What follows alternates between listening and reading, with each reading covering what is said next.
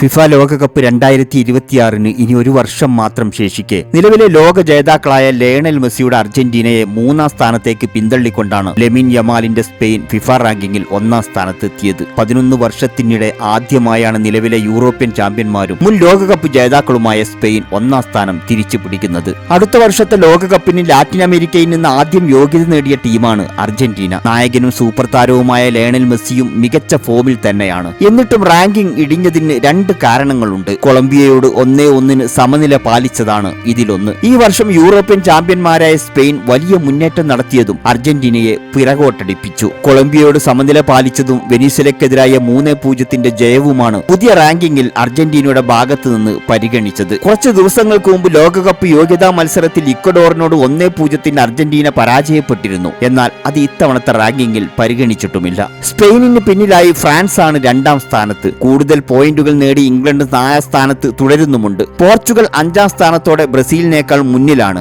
അതേസമയം നമ്മൾ ഓർക്കേണ്ട മറ്റൊരു കാര്യമുണ്ട്. 1993 മുതൽ റാങ്കിങ്ങിൽ 1-ാം സ്ഥാനത്തുള്ള ഒരു ടീമും ലോകകപ്പ് നേടിയിട്ടില്ല എന്നത് ചരിത്രമാണ്.